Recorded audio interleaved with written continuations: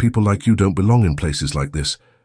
Those words would destroy Officer Rebecca Thompson's entire career in the most devastating way imaginable.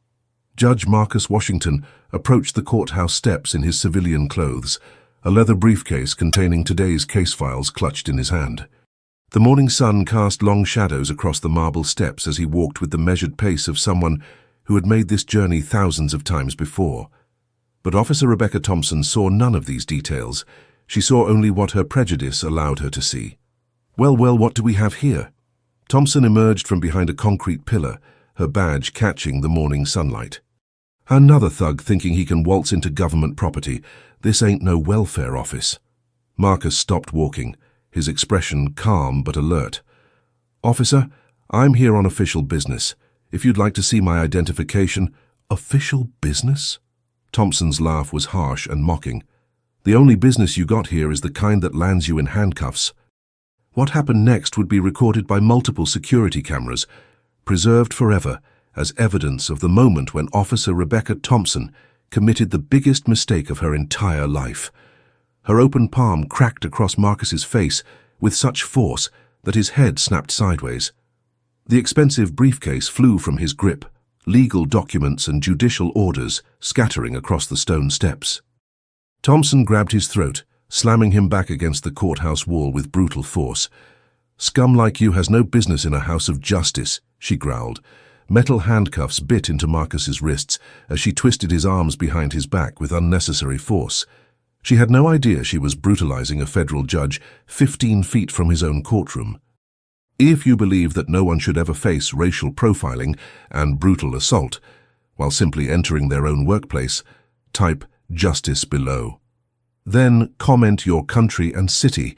Let's see where people stand against police brutality worldwide. Your participation shows that accountability knows no borders. Inside his briefcase were judicial orders Marcus had personally signed, case files he had personally reviewed, and administrative documents that bore his official seal. His parking pass, his building access card, his federal judicial identification, all legitimate credentials that Thompson refused to examine before initiating her unprovoked assault. Marcus had dealt with difficult people throughout his 23 years on the bench, but this was different. This was personal hatred masquerading as law enforcement, and he recognized the danger immediately. "Excuse me, officer," he had said politely before the assault, adjusting his grip on the briefcase. "I'm here on official business.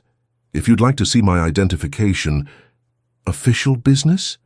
Thompson's voice had carried the authority of someone who had never been challenged, never been held accountable, never faced consequences for her actions. "The only business you got here is the kind that lands you in handcuffs. This is a federal courthouse, not some community center where you can just wander around causing problems." Other officers, Jennifer Martinez and Sarah Davis, had emerged from nearby positions, drawn by the confrontation like sharks sensing blood in the water. "She thinks he belongs here, Thompson," Officer Martinez had called out, already pulling out her phone to record what she assumed would be another routine humiliation. "These people never learn, do they?" Thompson's eyes had gleamed with the kind of hatred that had been festering for years, waiting for the perfect victim. "Official business," she had repeated mockingly. "Let me guess, you're a lawyer, a judge, maybe a senator." Her voice had dripped with sarcasm. "That's what they all claim when they get caught where they don't belong." Marcus had felt the familiar weight of systemic racism bearing down on him, but he had maintained his composure. "Officer, I simply need to enter the courthouse.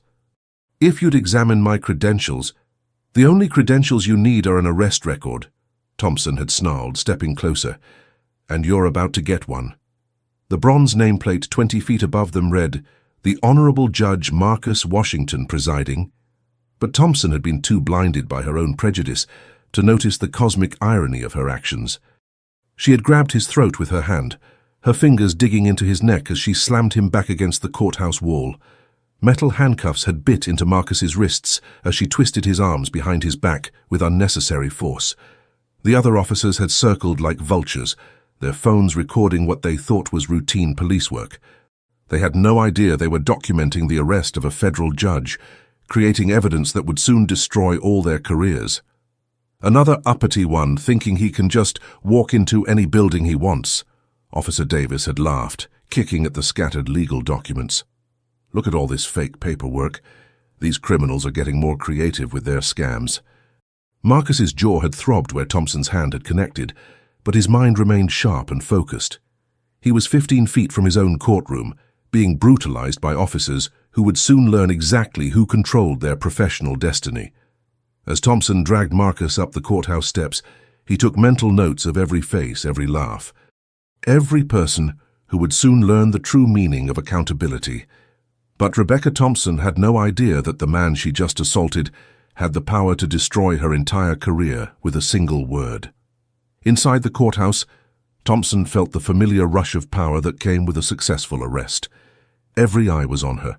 Every whisper was about her latest demonstration of authority. Security guards nodded approvingly. Court clerks stepped aside with respectful deference. This was her domain, her kingdom, and she had just reminded everyone who was really in charge. "Another one for processing, Sergeant Williams," Thompson announced to the desk sergeant, her chest puffed with pride. The adrenaline was still pumping through her veins, making her feel invincible. Attempted breach of courthouse security, resisting arrest, assault on a police officer. Sergeant Williams barely looked up from his paperwork. After 15 years of processing Thompson's arrests, this was just another routine booking. Same old story, different day. What's the background on this one?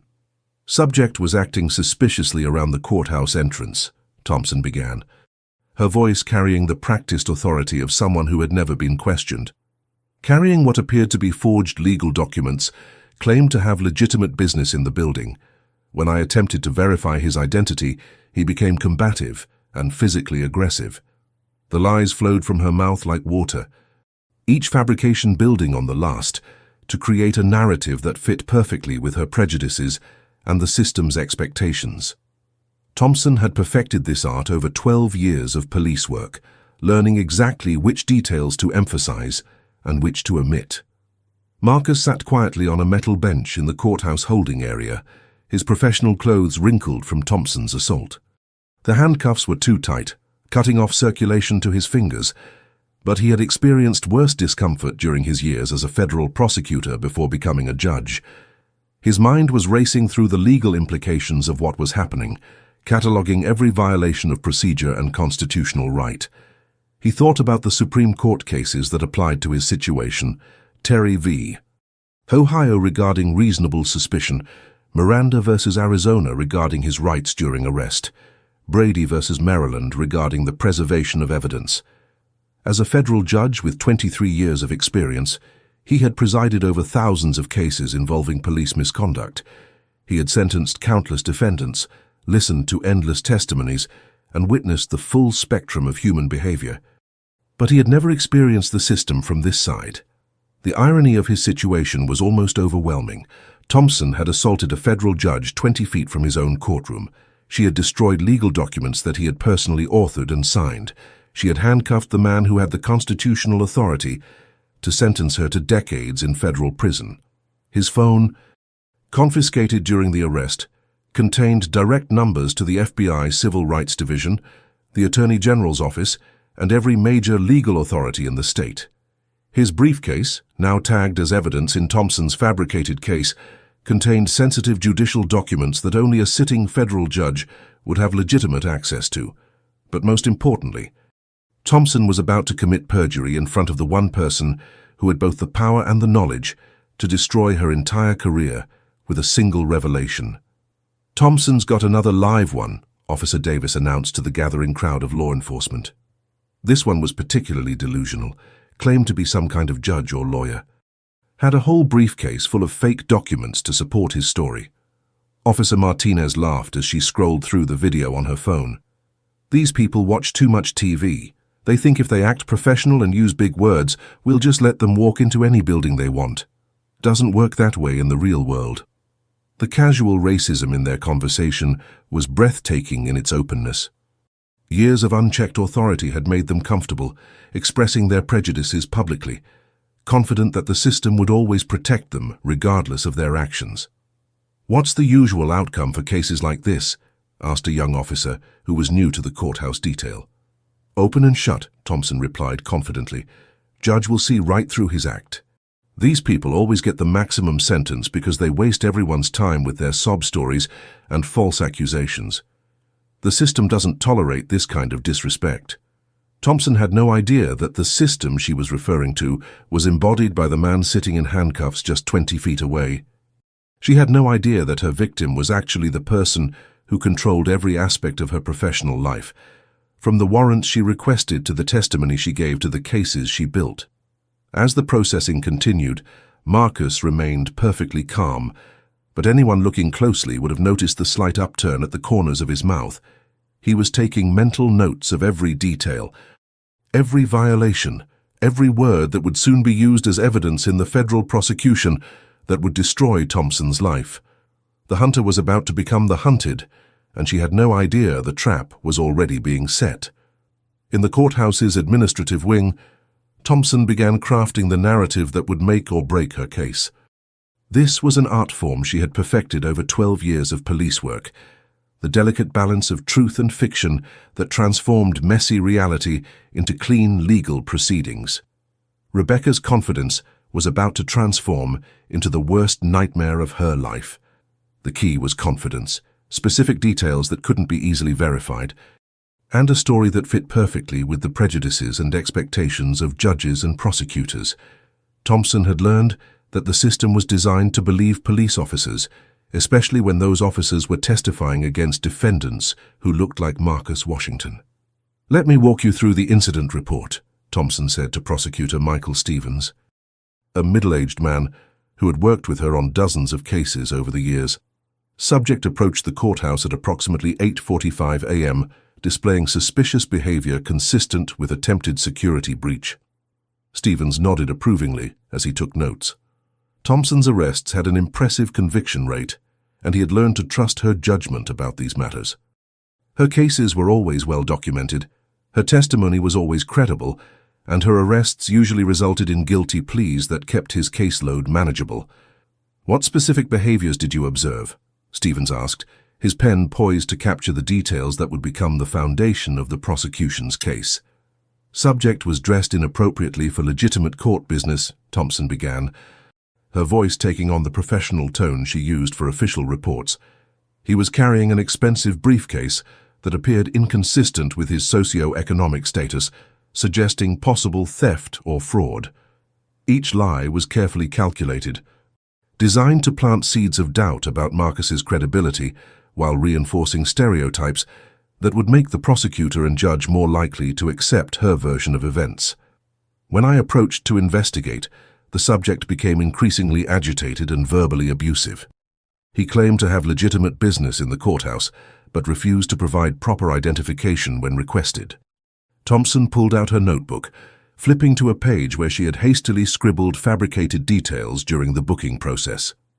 "Subject made several threatening statements, including claims that I would regret stopping him and that I didn't know who I was dealing with.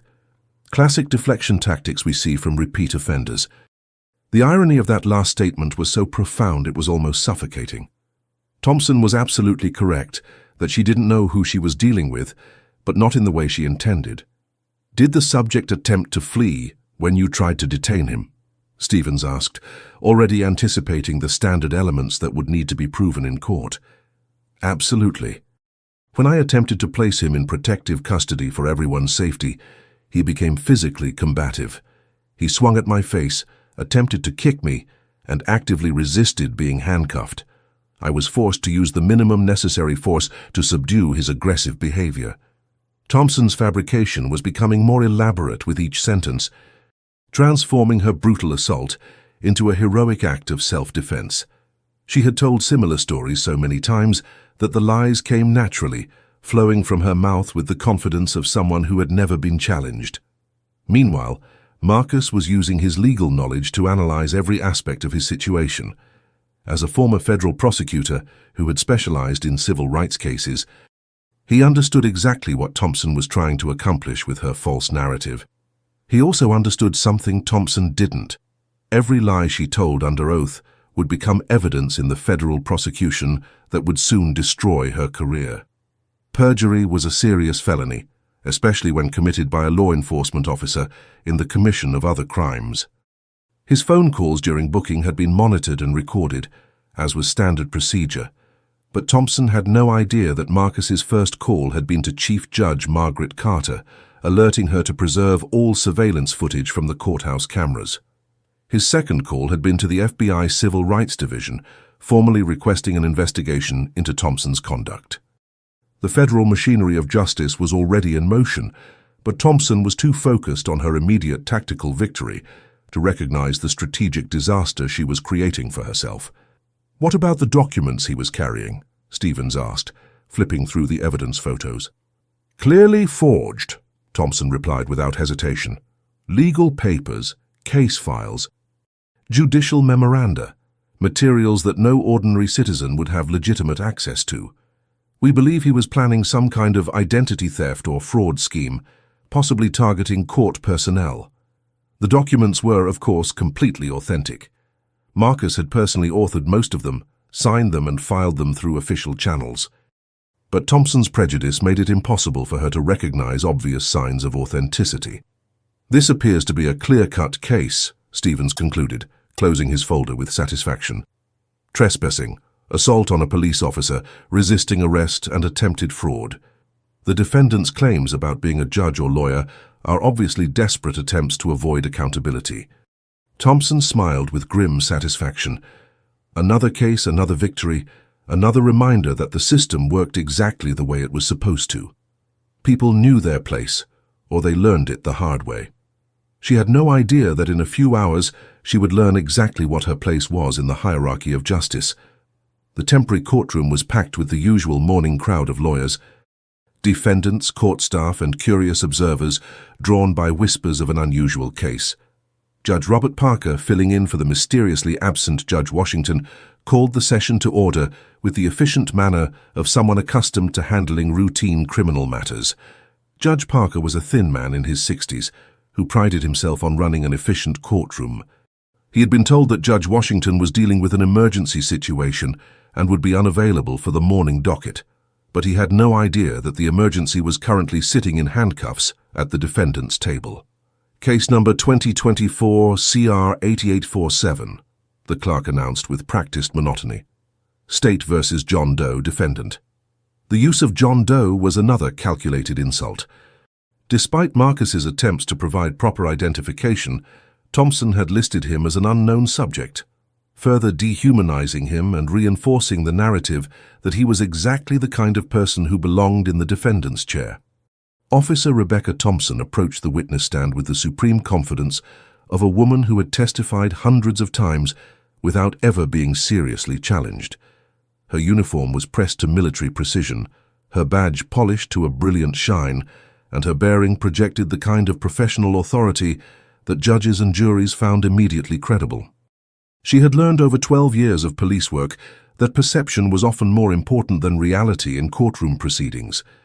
A confident officer with a compelling narrative could overcome almost any defense, especially when the defendant fit certain demographic profiles that made judges and prosecutors predisposed to believe the worst. "Officer Thompson," Prosecutor Michael Stevens began, his voice carrying the respectful tone that law enforcement officers had learned to expect from the justice system.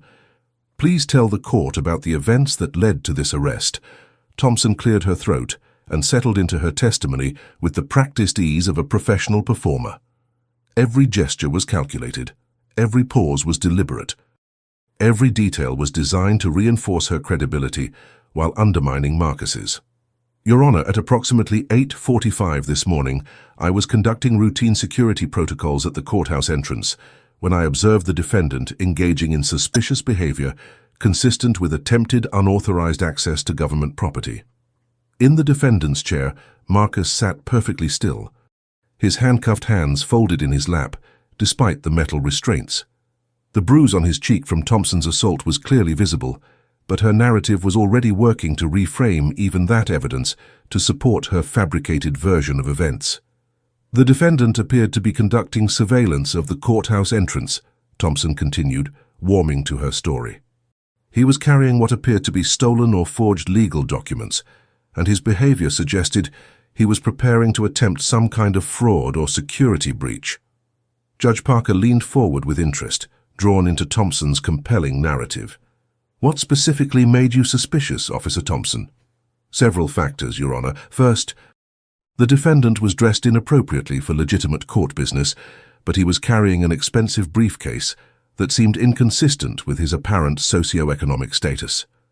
Second, he was loitering near the courthouse entrance in a manner consistent with criminal reconnaissance. Each lie was carefully crafted to plant seeds of doubt while reinforcing stereotypes that would make her story more believable. Thompson had learned that successful police testimony wasn't just about facts. It was about creating a narrative that fit the audience's expectations and prejudices. "When I approached to investigate," Thompson continued, her voice taking on the tone of a patient professional dealing with an unreasonable subject, the defendant immediately became hostile and evasive. He refused to provide proper identification and began making increasingly aggressive demands to enter the courthouse. Marcus's jaw clenched as he listened to each fabrication, each distortion of reality that transformed his polite request for entry into aggressive demands. But he remained silent, taking mental notes of every lie that would soon become evidence in Thompson's federal prosecution. As Marcus sat in handcuffs, he knew that every lie Rebecca told under oath was digging her grave deeper. The defendant claimed to be a lawyer, then a judge, then said he worked in the building. Thompson continued, her voice dripping with contempt. "It's a classic deflection tactic we see from repeat offenders who think they can talk their way out of accountability." From the gallery, Officers Martinez and Davis exchanged knowing looks.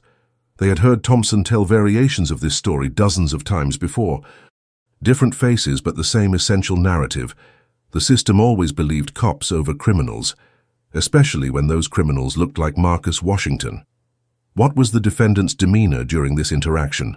Prosecutor Stevens asked, setting up the foundation for the assault charges. "Increasingly agitated and threatening, Your Honor. He kept insisting that I would regret stopping him, that I didn't know who I was dealing with. When I attempted to de-escalate the situation by explaining courthouse security procedures, he became physically aggressive." Thompson paused for effect, letting the tension build in the courtroom. "That's when he attempted to push past me into the building, and I was forced to use appropriate force to prevent him from breaching courthouse security." The lie was so audacious, so completely opposite to reality, that Marcus almost admired Thompson's commitment to her fabricated narrative. But he also knew that every word of her perjury was being recorded by the court stenographer, creating a permanent legal record that would soon become crucial evidence in her federal prosecution. 3 officers were now on record lying under oath about assaulting a federal judge, and they had no idea the trap was already set. Thompson was hitting her stride now, her fabricated testimony flowing like a well-rehearsed performance. Years of successful prosecutions had taught her exactly which details to emphasize, which emotions to project, and which buttons to push to ensure that judges and juries accepted her version of events without question. "Officer Thompson," Prosecutor Stevens continued, "can you describe the specific nature of the defendant's physical aggression?" "Absolutely, Your Honor." After the defendant realized that his verbal intimidation wasn't working, he escalated to physical violence. He swung his fist at my face, forcing me to block the attack with my defensive hand. Thompson demonstrated the motion for the court, her movements precise and professional.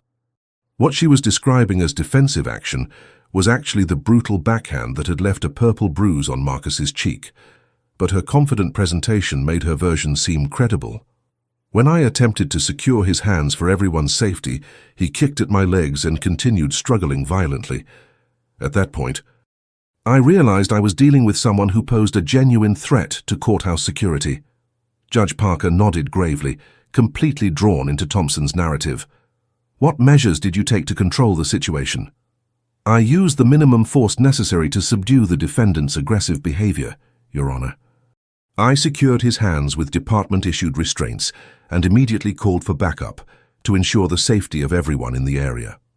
Thompson's lies were becoming more elaborate and more confident with each sentence. She had discovered years ago that the key to successful police testimony was commitment to the narrative. regardless of how far it diverged from reality. "I want to emphasize to the court," Thompson continued, "that I showed remarkable restraint during this encounter. The defendant was clearly unstable, possibly under the influence of controlled substances. A less experienced officer might have used much more significant force to control his aggressive behavior." Marcus almost smiled at the absurdity of Thompson's claims. As a federal judge who had presided over hundreds of police misconduct cases, he recognized every element of her standard playbook. Claim victim was aggressive, emphasize officer restraint, suggest drug use without evidence, and present brutality as professional law enforcement. "Officer Thompson," Judge Parker interjected, "in your professional opinion, what motivated the defendant's behavior?" Thompson's eyes gleamed with satisfaction. This was exactly the kind of question that allowed her to present her prejudices as professional expertise. "Your Honor, in my 12 years of law enforcement experience, I've encountered this pattern many times before. Certain individuals believe they're entitled to special treatment, that rules don't apply to them. When confronted with legitimate authority, they immediately resort to claims of discrimination or police brutality." Her voice rose with righteous indignation, perfectly calibrated to appeal to the judge's sense of justice and order. "It's honestly insulting to the real victims of discrimination, Your Honor. This defendant is trying to weaponize serious social issues to deflect from his own criminal behavior. He knows that if he can make this about race rather than his actual crimes, he might be able to manipulate public sympathy." Several people in the gallery, mostly courthouse employees who had worked with Thompson for years, nodded in agreement. Her narrative felt familiar and comfortable, reinforcing their existing beliefs about crime, justice, and social order. Thompson pulled out her phone, swiping to a video that conveniently started mid-confrontation. "I have partial footage here, Your Honor, though unfortunately my body camera experienced a technical malfunction this morning." The lie rolled off her tongue like honey.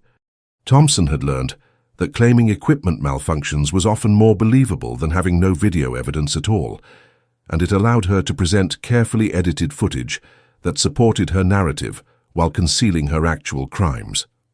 However, this cell phone video clearly shows the defendant's combative behavior and my professional response to his aggression. Marcus knew that Thompson's technical malfunction claim was completely false. He also knew that her body camera footage was automatically backed up to county servers every 60 seconds, regardless of any local equipment malfunctions. But Thompson was apparently unaware of the backup systems that would soon expose her lies. While Rebecca celebrated her tactical victory, Marcus was preparing the most devastating courtroom reversal in history. "Officer Martinez," Prosecutor Stevens called, "can you corroborate Officer Thompson's testimony?" Officer Jennifer Martinez stood with military precision, her uniform immaculate and her expression serious. "Yes, sir. I witnessed the entire incident from approximately 50 feet away." Officer Thompson handled the situation with remarkable professionalism and restraint. Marcus watched as the web of lies expanded, each supporting testimony making Thompson's eventual downfall more devastating. Martinez had been one of the officers laughing and recording on her phone while he was being brutalized. But now she was presenting herself as a credible witness to Thompson's professionalism. The defendant was clearly attempting to circumvent security protocols, Martinez continued with practiced authority. His behavior was erratic and confrontational from the moment Officer Thompson approached him. He seemed determined to gain access to restricted areas through intimidation and false claims. Judge Parker leaned forward attentively. "And the alleged assault on Officer Thompson? Your Honor, I personally observed the defendant swing at Officer Thompson's face and attempt to kick her when she tried to secure his hands for everyone's safety. Officer Thompson showed incredible restraint in dealing with such aggressive behavior. The systematic perjury was breathtaking in its scope and coordination. 3 police officers were now on record, under oath, telling coordinated lies about assaulting a federal judge. They had transformed their criminal assault into heroic law enforcement, their victim into a dangerous criminal, and their perjury into professional testimony. But Marcus knew something they didn't. Every word of their false testimony was being recorded by the court stenographer, creating a permanent legal record that would soon become crucial evidence in their federal prosecution for conspiracy, perjury, and civil rights violations. Officer Davis, Prosecutor Stevens called next, completing the triumvirate of perjury that would soon destroy 3 law enforcement careers simultaneously. What did you observe regarding the defendant's alleged possession of fraudulent documents? Officer Sarah Davis approached the witness stand with the same rehearsed confidence as her colleagues. At 32 years old, she was younger than the others, but she had quickly learned that supporting Thompson's narratives was essential for career advancement within their department. Your Honor, I can confirm everything my colleagues have testified to regarding the defendant's suspicious behavior and aggressive assault on Officer Thompson, Davis began, her voice carrying the authority of someone who had never been seriously questioned about her version of events.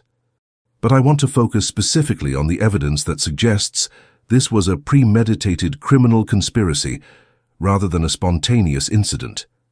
Judge Parker's eyebrows rose with interest.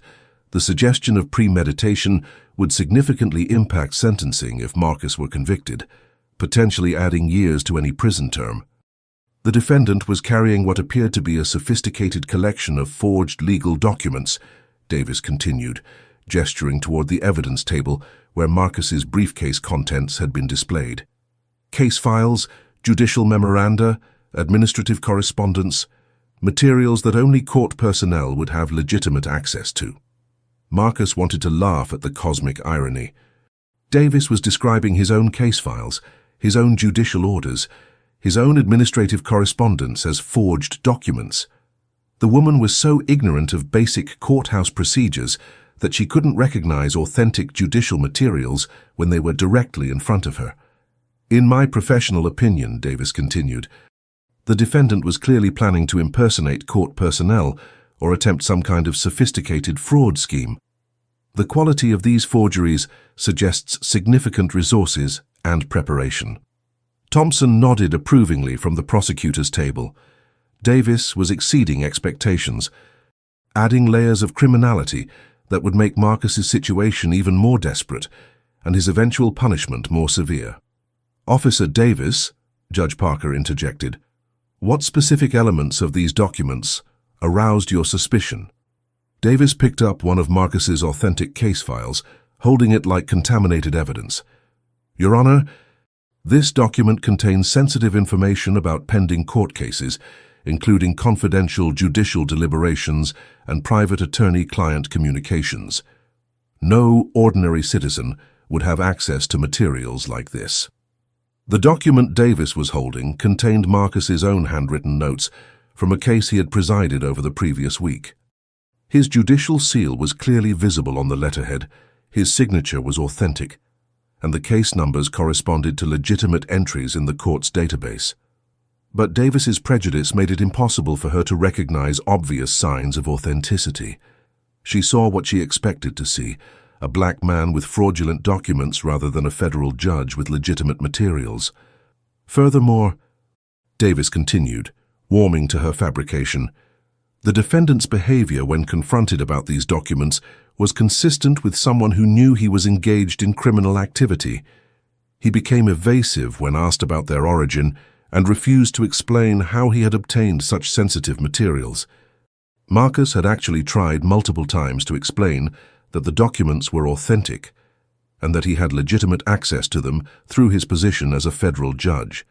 But Thompson had refused to examine his credentials or listen to his explanations before initiating her assault. The sophistication of this fraud scheme, Davis concluded, suggests that the defendant may be part of a larger criminal organization targeting the judicial system. I recommend that this court consider the broader implications of his actions when determining appropriate punishment. Prosecutor Stevens smiled with satisfaction as he prepared to wrap up the state's case. The testimony had exceeded his expectations, painting a picture of a dangerous criminal who posed a significant threat to courthouse security and judicial integrity.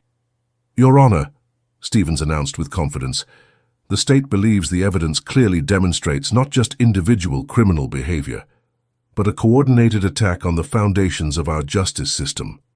The defendant's attempt to frame this as a civil rights issue is obviously a calculated defense strategy designed to distract from the serious nature of his crimes. Thompson allowed herself a moment of quiet pride. This was exactly how these cases were supposed to go: professional police testimony, credible evidence, and a defendant who had no realistic defense against the combined authority of 3 sworn officers. "Officer Thompson," Judge Parker said, "is there anything else you'd like to add to your testimony before we hear from the defendant?" Thompson couldn't resist one final moment of triumph. She stood slowly, her chest puffed with righteous authority, and addressed the court with the confidence of someone who had never been held accountable for her actions. "Just that incidents like this remind us why we need strong law enforcement, Your Honor. Some people only understand authority when it's backed by force. The defendant learned today that actions have consequences, and I hope this court will send a clear message that attacks on law enforcement and the judicial system will not be tolerated." She had no idea how prophetic those words would prove to be, or that she had just delivered her own epitaph as a law enforcement officer. The trap was set, the lies were on record, and Marcus Washington was about to spring the most devastating reversal in courthouse history. "The state rests its case against this defendant," Prosecutor Stevens announced with supreme confidence. "The evidence clearly shows criminal trespass, assault on police officers, resisting arrest, and attempted fraud. We recommend the maximum penalty to send a clear message about the consequences of attacking law enforcement." As Thompson stepped down from the witness stand, she caught Marcus's eye one final time. The smirk she gave him was a gesture of complete dominance, total victory, and absolute confidence that justice had been served. It would be the last moment of triumph in her entire career. Judge Parker adjusted his glasses and looked toward the defendant's table with the weary expression of someone preparing to hear desperate lies from a convicted criminal. "The defendant may now present his statement, though I should note that the evidence against you appears quite substantial." Marcus Washington rose slowly from his chair, the handcuffs clinking softly as he moved. Despite the purple bruise on his cheek and the disheveled state of his clothes from Thompson's assault, he carried himself with an unmistakable dignity that made several people in the courtroom shift uncomfortably. Something about his presence was different from the typical defendants who appeared in this courtroom. His posture was erect but not defensive, his expression was calm but not resigned, and his voice carried an authority that seemed to fill the entire room. "Thank you, Your Honor," he said quietly, his words carrying a weight that made Judge Parker look up from his notes with sudden attention. "I appreciate the opportunity to address these allegations." There was something in his tone that was unexpected, professional in a way that didn't match the narrative he'd been presented. His diction was precise, his grammar was flawless, and his bearing suggested someone who was comfortable addressing courts rather than being judged by them. Rebecca stepped onto the witness stand with supreme confidence. She had no idea she was about to commit career suicide. "First," Marcus continued, his voice taking on the measured cadence of someone completely familiar with legal proceedings, "I want to clarify several factual inaccuracies in Officer Thompson's testimony." His eyes swept the courtroom methodically, landing on each person who had supported the officer's lies. The quality of his speech, the precision of his language, the confidence in his bearing, nothing matched the profile of the desperate criminal Thompson had described. According to her statement, "I was trespassing on government property. However, I was walking on a public sidewalk, approaching the main entrance of this courthouse at approximately 8:47 a.m. He turned slightly, addressing Judge Parker directly with the kind of natural authority that made him lean forward unconsciously. "Your Honor, I'm sure you're familiar with the Supreme Court ruling in Hague v. Committee for Industrial Organization, which clearly establishes that public sidewalks adjacent to government buildings are traditional public forums, where citizens have a constitutional right to be present." The court stenographer's fingers paused mid-stroke. This wasn't the rambling emotional outburst they'd expected from someone facing serious criminal charges. His citation was accurate, his legal reasoning was sound, and his delivery was that of someone who had spent years arguing constitutional law. "Furthermore," Marcus continued, "Officer Thompson testified that I was carrying suspicious documents and suggested I was involved in identity theft. I'd like to examine that claim more closely. He gestured toward the evidence table where his scattered papers had been collected, his movement graceful despite the handcuffs that restricted his motion. Those documents are indeed authentic legal materials.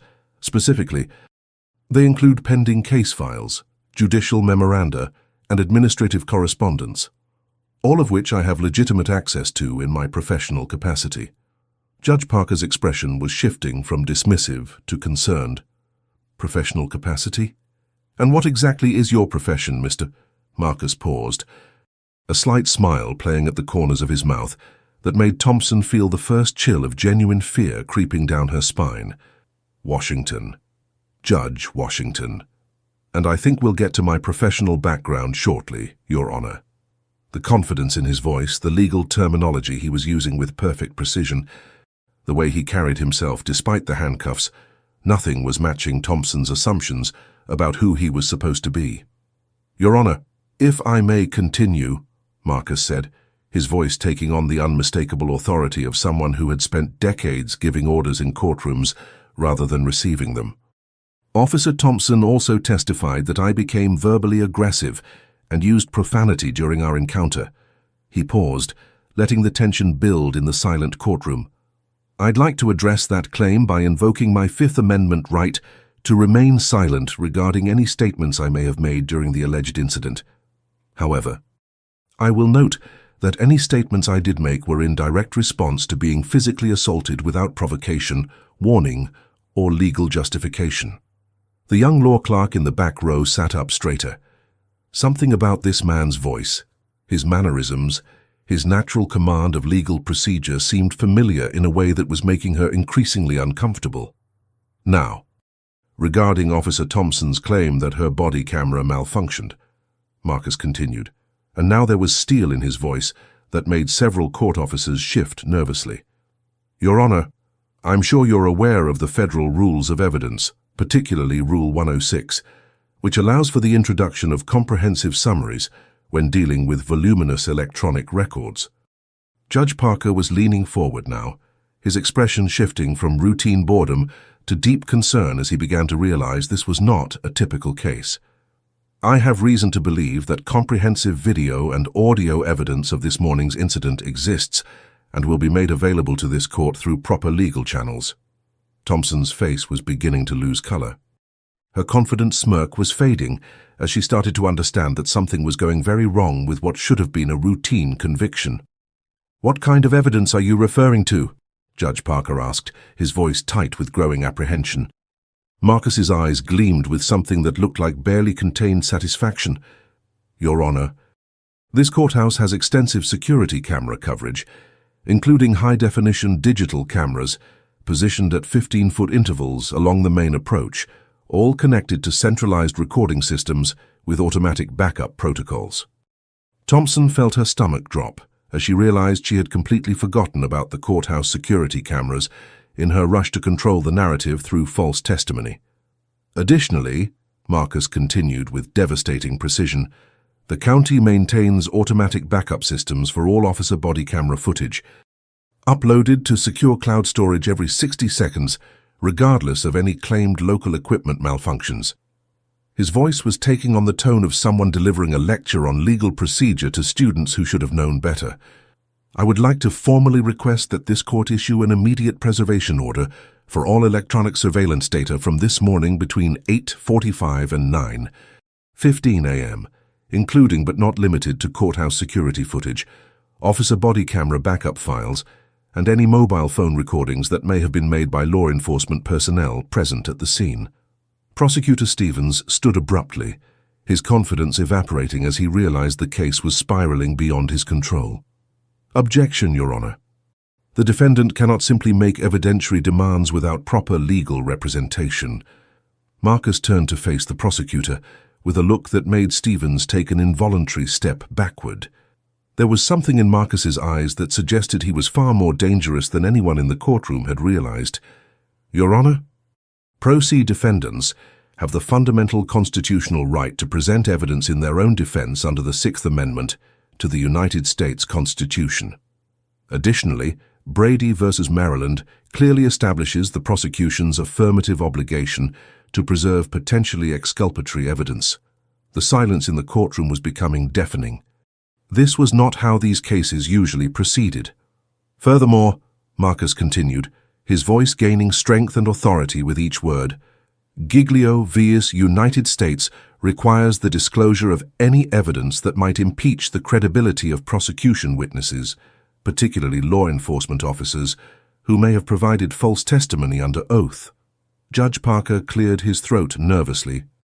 Mr. Washington, you seem unusually familiar with complex legal procedure and constitutional law. Do you have formal legal training?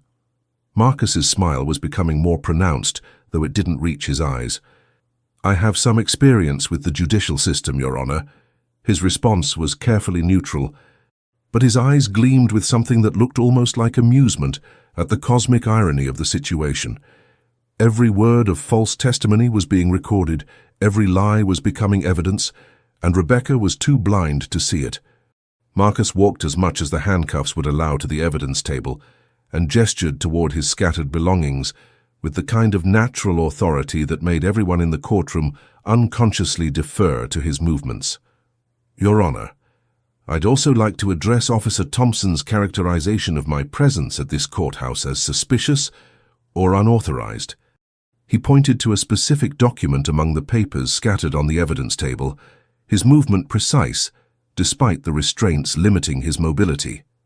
This is my daily court calendar, which clearly shows I was scheduled to preside over... I was scheduled to appear in this building for legitimate judicial business starting at 9:00 a.m. this morning. Bailiff Thomas Henderson, a large man who had worked in this courthouse for 15 years, suddenly went very still. He was staring at Marcus with growing recognition and horror, his face turning ashen as the implications of what he was witnessing began to sink in. Officer Thompson testified that I claimed to be someone important, Marcus continued, his voice carrying the measured authority of someone accustomed to controlling courtroom proceedings. I'd like to clarify that I never made any such specific claims during our brief encounter. He paused, surveying the courtroom with the kind of commanding presence that made everyone unconsciously straighten in their seats. However, I did attempt repeatedly to show Officer Thompson my official identification, which she refused to examine before initiating her unprovoked physical assault. Thompson was sweating now, her confident demeanor cracking as she began to realize that something was going terribly wrong with what should have been a routine case resulting in an easy conviction. Your Honor, Marcus said, his voice taking on the tone of someone delivering crucial information to a court, I have in my possession, despite Officer Thompson's violent interference, documentation that will conclusively establish both my true identity and my completely legitimate reason for being at this courthouse this morning. The tension in the room was becoming unbearable.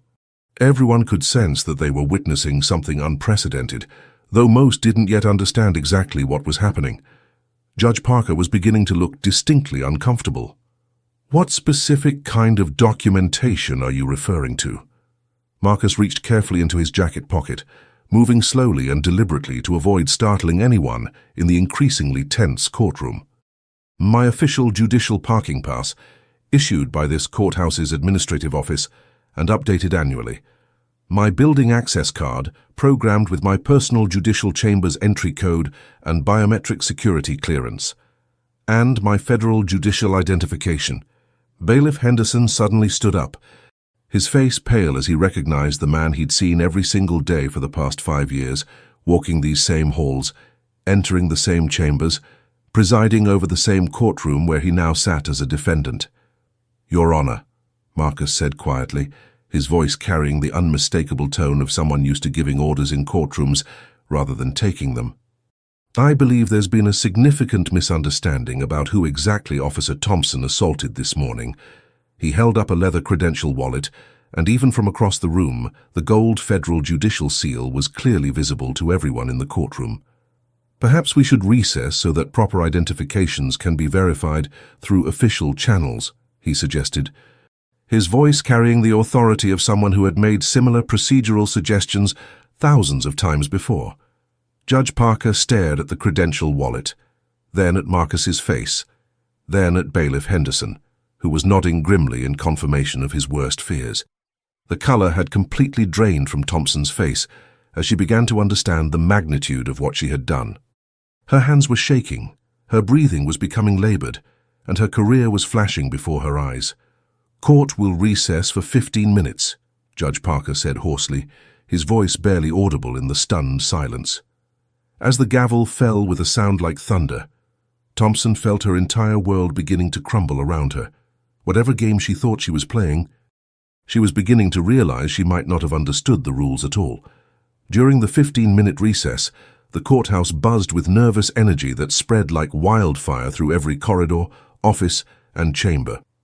Word traveled in whispers at first, then in increasingly frantic phone calls and urgent text messages. In a small holding room adjacent to the courtroom, Marcus sat calmly while Bailiff Henderson fumbled with his keys, his hands shaking as the full reality of the situation hit him like a physical blow. "Judge Washington," he whispered, his voice thick with horror and disbelief. "Jesus Christ, Judge Washington, I am so sorry. I didn't recognize you in civilian clothes, and when they brought you in like that..." His voice trailed off as he struggled to comprehend how the respected federal judge he'd worked with for years had ended up handcuffed in a holding cell. "It's all right, Henderson," Marcus replied softly, his voice carrying the same gentle authority the bailiff had heard in his courtroom countless times.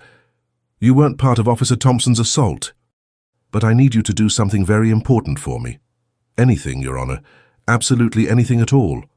Marcus looked him directly in the eye with the kind of steady gaze that had intimidated countless defendants over his 23-year career.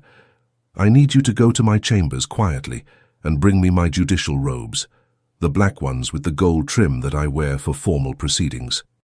He paused for emphasis. "And Henderson, bring my ceremonial gavel too, the engraved one from my federal appointment ceremony." Henderson nodded vigorously and hurried out, leaving Marcus alone with his thoughts as he prepared for the most important judicial proceeding of his entire career. When Marcus stood to speak, something in his voice made the entire courtroom go silent. This was no ordinary defendant. Henderson returned carrying a garment bag and a small wooden box, his face still pale with shock and barely controlled anger at what had been done to the judge he'd served faithfully for years. "Your robes, Your Honor, and your ceremonial gavel." Marcus stood and unzipped the garment bag with deliberate care, revealing the flowing black judicial robes that had been his armor and authority for over 2 decades. As he slipped them on over his civilian clothes, he felt the profound transformation begin. The fabric settled on his shoulders like a mantle of constitutional authority. Each fold was a reminder of the power he wielded, the oaths he had taken, the justice he was sworn to protect and deliver. The weight of the robes was familiar and comforting, transforming him from Thompson's victim back into the embodiment of federal judicial power. He opened the wooden box and lifted out his ceremonial gavel, its familiar weight settling into his hand like an extension of his will. Engraved on its polished handle were the words he had chosen 23 years ago during his appointment ceremony. "Justice is blind, but she sees all." "Henderson," he said, adjusting his robes with the practiced movements of someone who had performed this ritual thousands of times, "when we return to that courtroom, I want you to announce me with full judicial protocol." "Yes, Your Honor." "How would you like the announcement?" Marcus Washington straightened to his full height, every inch the federal judge he had been for the past 23 years. The bruise on his cheek from Thompson's assault was still visible, but now it served a different purpose entirely. It wasn't just evidence of her brutality. It was a symbol of how far the system had fallen and how completely it was about to be restored. "The Honorable Judge Marcus Washington, presiding," he said with quiet but absolute authority. He looked at himself in the small mirror on the wall, watching the complete transformation from victim to judge. The man looking back at him was no longer Thompson's target. He was justice itself, and justice was about to deliver its verdict. Meanwhile, in the main courtroom, Thompson sat slumped in her chair, her uniform wrinkled and her face ashen as the reality of her situation began to sink in. Her fellow officers, Martinez and Davis, were whispering urgently among themselves, their confident smirks replaced by expressions of growing panic. Prosecutor Stevens was frantically making phone calls, trying to understand how a routine assault case had spiraled so completely beyond his control.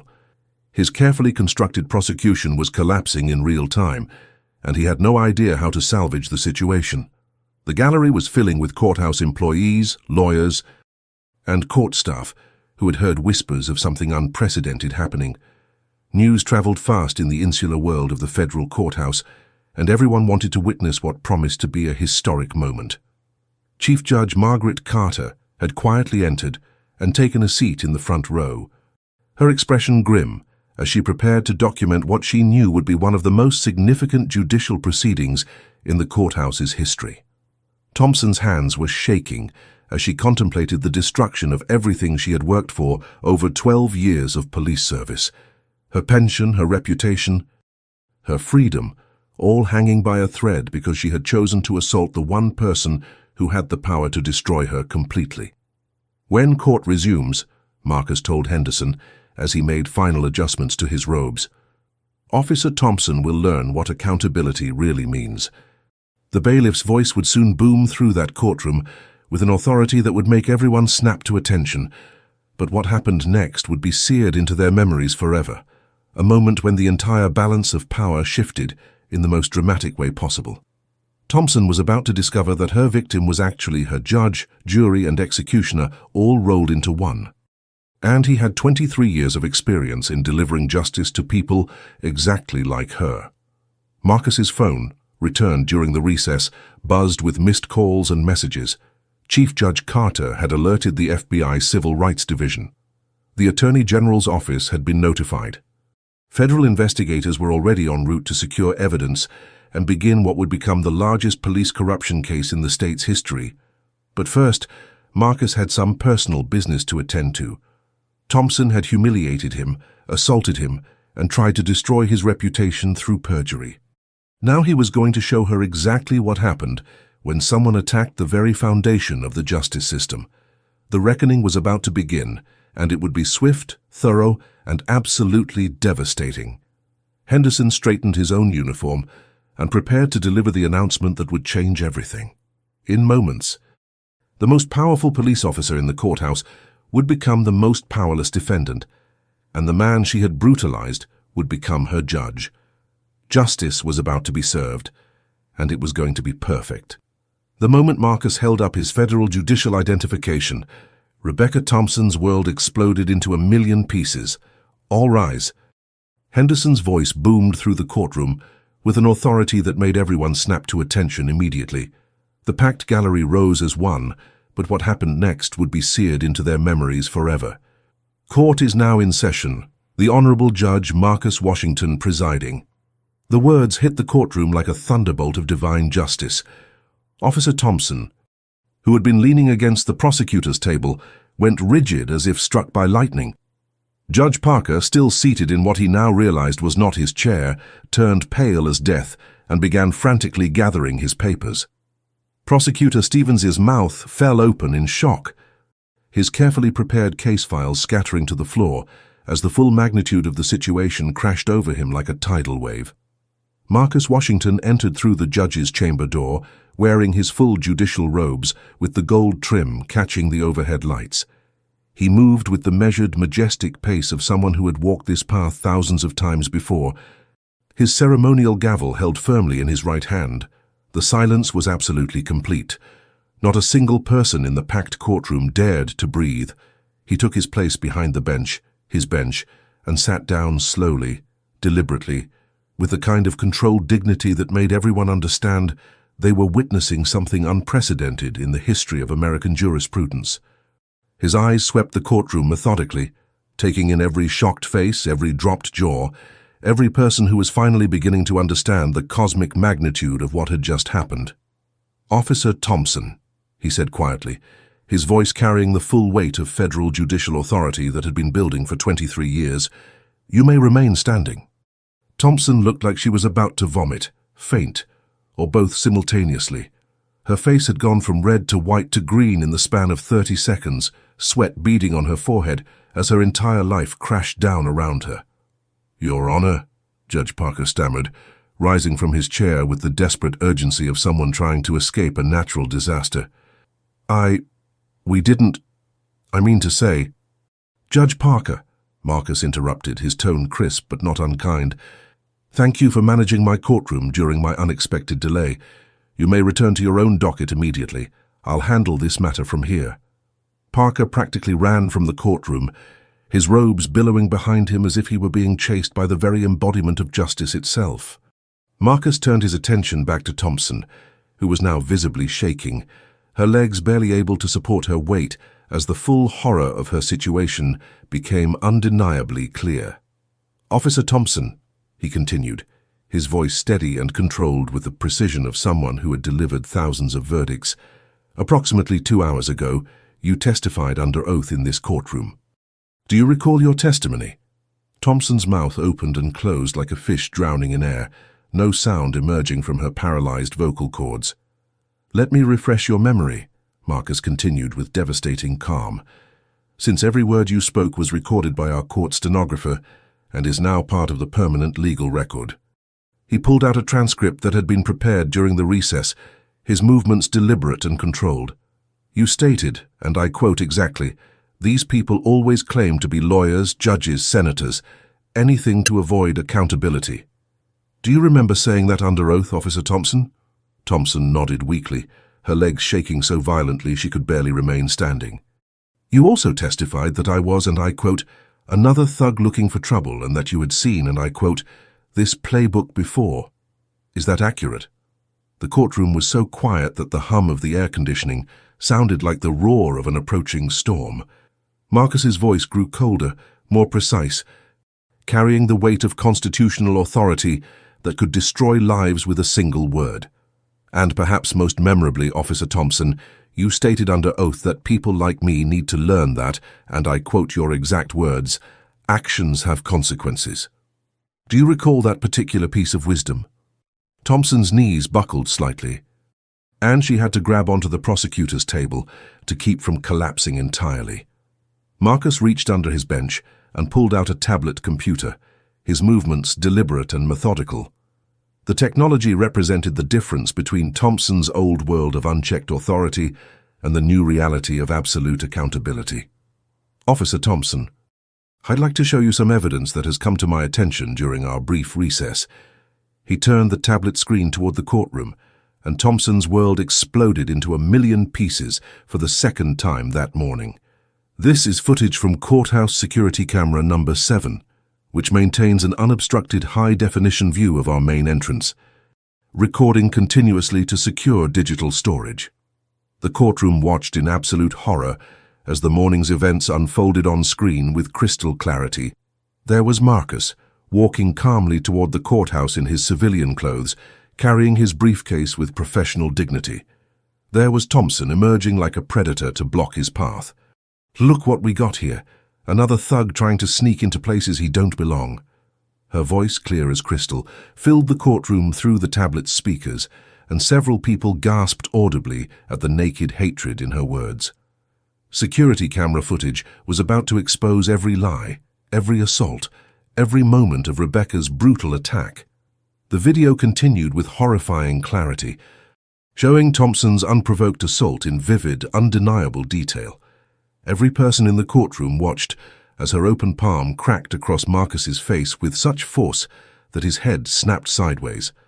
The sound of the impact was clearly audible, making several spectators wince with sympathetic pain. Officer Thompson, Marcus said, pausing the video at the moment of impact. Do you see any verbal aggression from the defendant in this footage? Any profanity? Any threats that would justify this assault? Thompson remained silent, her career and life disintegrating before her eyes with each passing second. Let's continue watching, Marcus said, resuming the video. The courtroom witnessed Thompson grabbing Marcus's throat and slamming him against the courthouse wall with brutal force. Scum like you has no business in a house of justice. Thompson's own words, spoken with venom and hatred, echoed through the courtroom like a death knell for her career. Several courthouse employees stood up and walked out in disgust, unable to watch any more of the systematic brutality. Now, Marcus continued with devastating precision, let's examine your claim that your body camera malfunctioned this morning. He swiped to a new video file, and Thompson's face went completely white. "This is backup footage from your own body camera, automatically uploaded to our county's secure cloud storage system every 60 seconds. A system you apparently forgot existed, Officer Thompson." The new video began playing, and Thompson's voice filled the courtroom again. But this time the audio was even more damning, because it captured her private thoughts and motivations. "To look at this uppity man thinking he can just walk into my courthouse," Thompson's voice snarled through the speakers. "These people need to learn their place. Time to teach another lesson." The systematic racism in her private commentary was breathtaking in its openness and brutality. This wasn't just excessive force, it was a hate crime captured in perfect digital clarity. "Officer Martinez." "Officer Davis," Marcus called out, his voice carrying the authority of someone who had just witnessed perjury committed in his own courtroom. "You both testified under oath that Officer Thompson handled this situation with remarkable professionalism. Would you like to revise those statements now?" Both officers were already edging toward the exit, their confident testimonies revealed as obvious perjury by the video evidence. "And here," Marcus said, advancing the footage to show Thompson's assault from her own body camera perspective, "we can clearly observe the moment when Officer Thompson committed felony assault against a federal judge while he was attempting to perform his constitutional duties." He let those words hang in the air for a long moment, each syllable carrying the weight of federal law.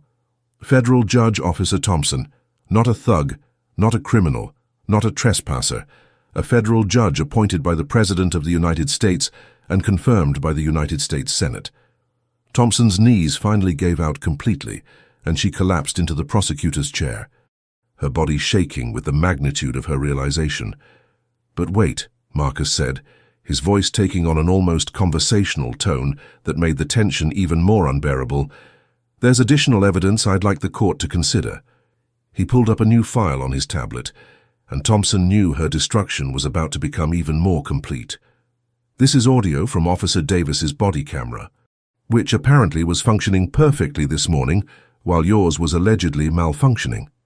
A new voice filled the courtroom, Officer Martinez speaking to Davis while Thompson was assaulting Marcus. "She's really going off on this one. Think he's actually somebody important like he keeps saying?" Davis's voice responded with casual cruelty. "Nah. Look at him. Thompson knows what she's doing, probably just another welfare case trying to scam the system." More laughter from the officers as they watched their colleague brutalize a federal judge, their conversation revealing the casual racism that permeated their entire approach to law enforcement. The few remaining spectators in the gallery were staring at Thompson with undisguised revulsion. The woman they had once respected as a law enforcement professional was being revealed as a criminal and a racist, whose actions had brought shame upon the entire justice system. "Officer Thompson," Marcus said, setting down his tablet with finality, "you asked me earlier if I had any employment verification to prove my right to be in this courthouse." He gestured to the federal judicial seal mounted on the wall behind his bench, then to his nameplate, then to the oil painting of him that hung in the courthouse lobby. "Well, I do have employment verification. I've been the presiding federal judge of this courthouse for 23 years, Officer Thompson. Every case you've ever testified in, every warrant you've ever requested, every search you've ever conducted in this jurisdiction has been under my direct constitutional authority." Thompson finally found her voice, though it came out as barely a whisper.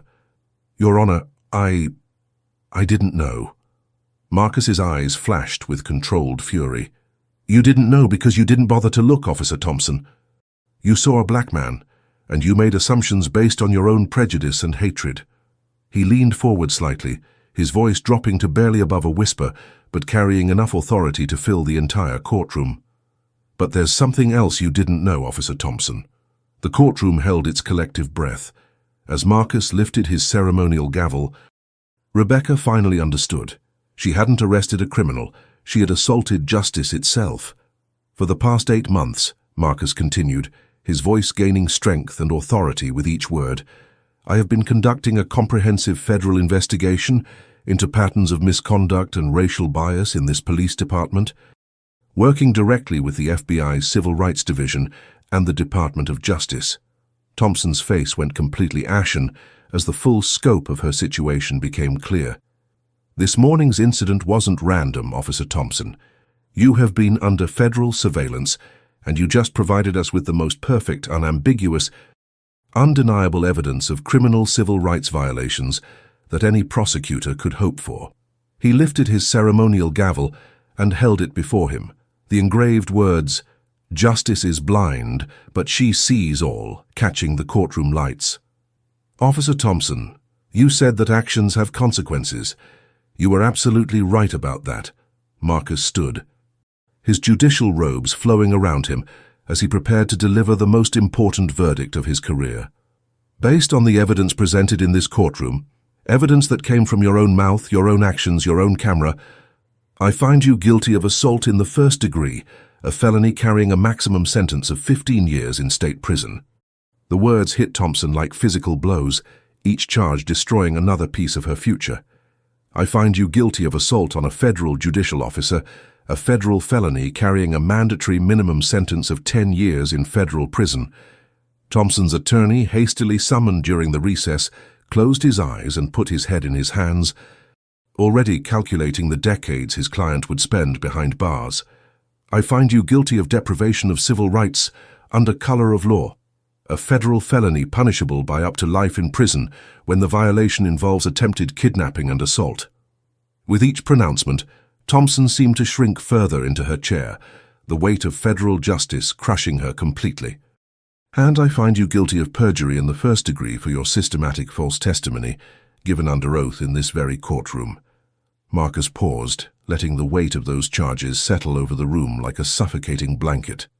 But Officer Thompson, this case was never really about you personally. You are simply a symptom of a much larger disease that has infected our justice system for far too long. He turned to address the packed gallery, his voice rising with the passion of someone who had dedicated his life to constitutional justice. For too long we have allowed police officers to operate with complete impunity. For too long we have dismissed complaints, ignored evidence, and paid settlements while allowing the abuse to continue unchecked. For too long we have told victims of police brutality that their experiences don't matter, that their word doesn't count, that justice isn't for them. His voice filled every corner of the courtroom with righteous authority. But that systematic failure ends today. What happened in this courtroom proves beyond any doubt that no one, absolutely no one, is above the law. Not police officers, not prosecutors, not judges, not politicians. No one. Thompson suddenly broke down completely, her body shaking with sobs that echoed through the silent courtroom.